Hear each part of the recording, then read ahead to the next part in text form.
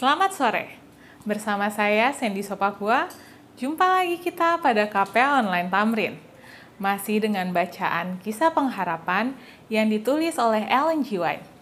Mari kita ikuti lanjutannya pada bagian ke-23. Namun sebelumnya, mari sama-sama kita berdoa. Bapa kami di surga, terima kasih Bapa atas berkat-Mu hingga sampai pada hari ini. Sekarang kami akan melanjutkan pelajaran-Mu ya Bapa. Kiranya Bapa dapat mencurahkan Roh Kudus sehingga kami dapat mengerti dan memahami ya Bapa. Terima kasih Bapa sudah mendengar dan menjawab doa kami. Dalam nama Yesus Selamat dan Penebus kami, amin. Dia melihat tangannya direntangkan ke atas salib itu. Tangan yang penuh kasih yang selalu memberkati dan selalu memberi kesembuhan. Tetapi sekarang palu dan paku mengambilnya. Dan ketika paku yang panjang itu menembus daging yang lembut dan menancap di kayu salib, perasaan saat mencekam dan menderita dirasakan oleh para murid dan Ibu Kristus yang menjadi lemah melihat pemandangan yang kejam itu.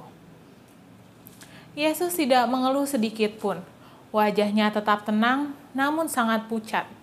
Keringat bercucuran sangat deras dari keningnya. Tidak ada tangan yang berkasihan untuk menghapus keringat yang mengalir di wajahnya, atau kata simpati dari murid-muridnya yang setia dan tidak berubah untuk menyenangkan hati kemanusiaannya.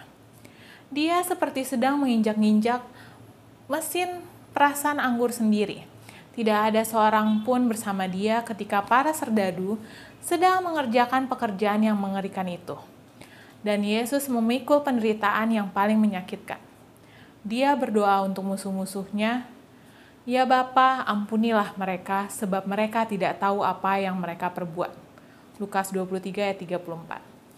Doa Kristus untuk musuh-musuhnya di seluruh dunia bagi orang berdosa yang pernah hidup sampai akhir masa dunia ini.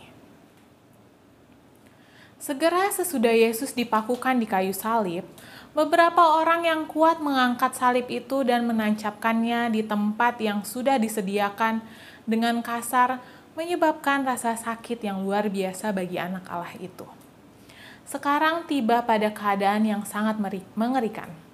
Imam-imam, penguasa-penguasa pemerintahan, dan ahli-ahli Taurat melupakan bahwa wibawa mereka dan bergabung dengan kebanyakan orang dalam mencela dan mencemooh anak Allah yang sedang sekarat mengatakan, "Jika engkau adalah raja orang Yahudi, selamatkanlah dirimu." Lukas 23 ayat 37. Dan yang lainnya melanjutkan mengejek. Orang lain ia selamatkan tetapi dirinya sendiri tidak dapat ia selamatkan. Markus 15 ayat 31. Para pejabat tinggi di bait suci, serdadu-serdadu yang kejam, para pencuri yang disalib, dan orang-orang jahat yang bergabung di antara orang banyak itu, semua bersatu menghina dan melecehkan Yesus. Kedua pencuri yang disalibkan bersama Yesus mengalami penderitaan badani yang sama seperti dia. Tetapi yang seorang merasa putus asa dan bersikap menentang oleh karena rasa sakitnya. Dia mengulangi perkataan para imam dan mengejek Yesus, katanya, "Bukankah engkau adalah Kristus? Selamatkanlah dirimu dan kami." Lukas 23 ayat 39. Tetapi orang kedua yang terhukum bukan seorang kriminal kejam yang mengeraskan hati. Ketika dia mendengar kata-kata cemooh temannya itu, dia menegur dan berkata, "Tidakkah engkau takut juga kepada Allah, sedang engkau menerima hukuman yang sama? Kita memang selayaknya dihukum, sebab kita menerima balasan yang setimpal dengan perbuatan kita. Tetapi orang ini tidak berbuat sesuatu yang salah." Lukas 23 ayat 40 dan 41. Kemudian dia menoleh ke arah Kristus dengan dituntun terang surgawi di dalam pikirannya, di dalam Yesus yang terluka, dicemooh, dan yang terpalang di kayu salib. Dia melihat juru selamatnya, satu-satunya pengharapan. Dengan kerendahan hati dan iman, dia berseru kepadanya, "Yesus, ingatlah akan aku apabila engkau datang sebagai raja."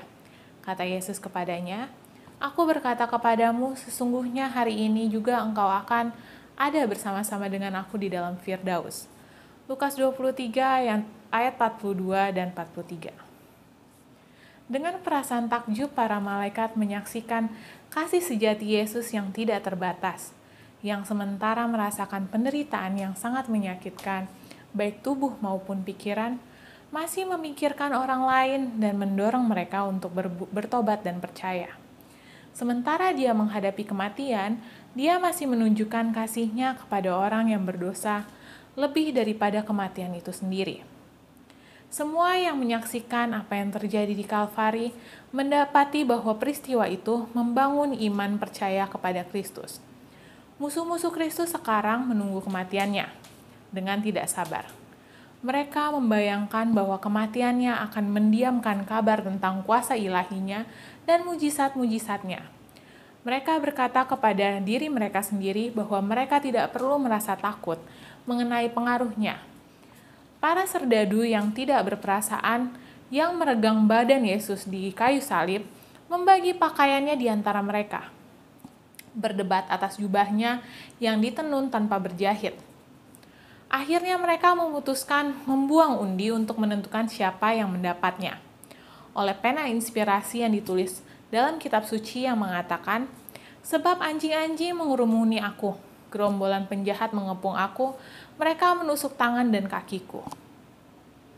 Mereka membagi-bagi pakaianku di antara mereka, dan mereka membuang undi atas jubahku." Mazmur 22 ayat 17 dan 19. Satu pelajaran kasih untuk orang tua. Yesus memandang berkeliling kerumunan orang yang banyak yang berkumpul untuk menyaksikan kematiannya. Dan di kaki salib itu berdirilah ibunya yang ditopang oleh Yohanes. Dialah ibu Yesus. Dia kembali menyaksikan pemandangan yang mengerikan itu karena dia tidak sanggup tinggal jauh dari anaknya. Pelajaran terakhir dari Yesus tentang mengasihi orang tua. Dia melihat kesedihan ibunya, kemudian beralih kepada Yohanes. Kemudian dia kembali melihat ibunya. Dia katakan, "Ibu, inilah anakmu." Lalu kepada muridnya, "Inilah ibumu." Yohanes 19 ayat 26 dan 27. Yesus memahami perkataan Yesus dan menerima tanggung jawab suci yang diserahkan kepadanya. Dia membawa Maria jauh dari pemandangan Kalvari yang mengerikan.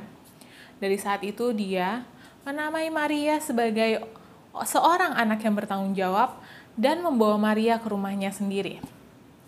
Teladan yang sempurna tentang kisah Kristus bersinar dalam kemuliaan yang tidak samar-samar sepanjang zaman.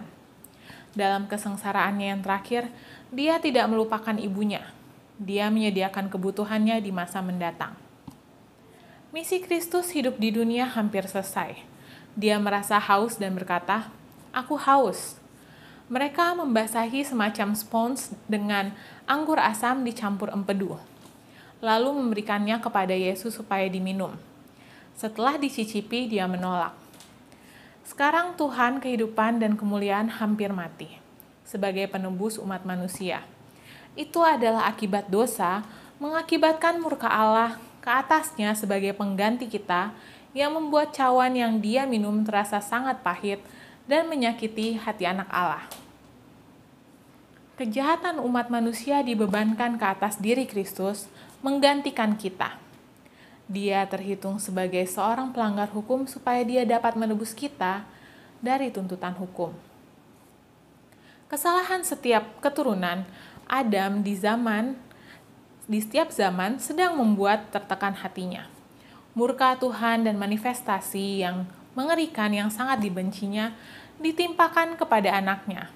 Allah menyembunyikan wajahnya dari memandang juru selamat pada saat-saat pernyataan murkanya yang menusuk hatinya dengan kepedihan yang manusia tidak pernah dapat pahami sepenuhnya.